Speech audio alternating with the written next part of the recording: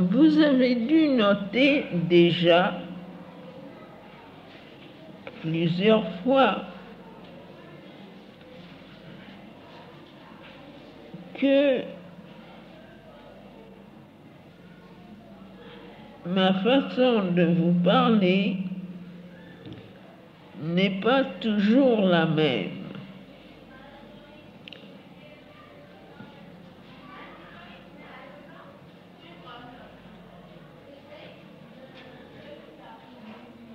Je ne sais pas si vous êtes très sensible à la différence, mais pour moi, elle est assez considérable.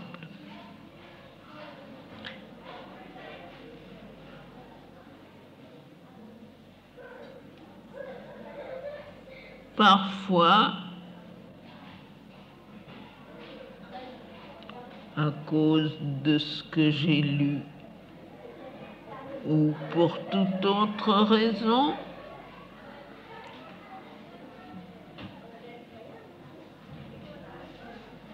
à la suite d'une question quelquefois, mais assez rarement,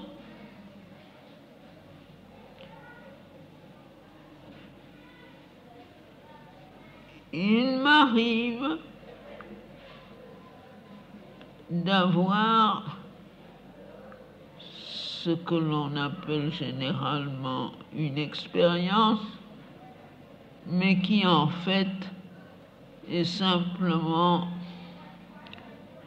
d'entrer dans un certain état de conscience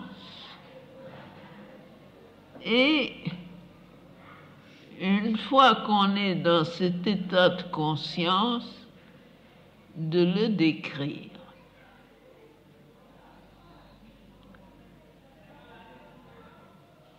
Dans ce cas-là, ce qui est dit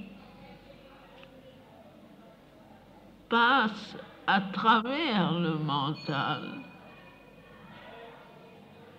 ne se servant de lui que de ce que nous pourrions appeler un magasin de mots.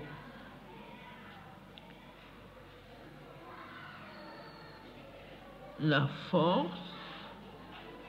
la conscience qui s'exprime, passe à travers le mental individuel et attire par une sorte d'affinité les mots nécessaires à son expression. Ceci, c'est le vrai enseignement.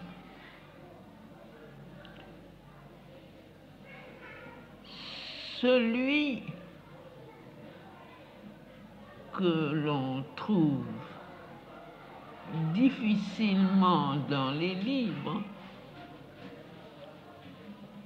il peut y être dans les livres, mais il faut être soi-même dans cet état de conscience pour pouvoir les découvrir. Tandis que avec la parole, la vibration du son transmet quelque chose au moins de l'expérience qui, pour tous ceux qui sont sensibles, peut devenir contagieuse. Dans l'autre cas, la question posée ou le sujet choisi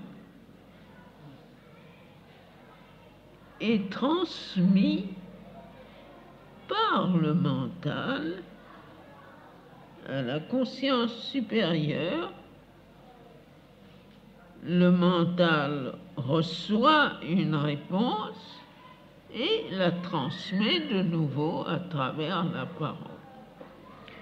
Ça, c'est ce qui se passe le plus généralement, en admettant même que celui qui enseigne ait la capacité de faire passer la question vers la conscience supérieure, ce qui n'est pas toujours le cas. Mais enfin,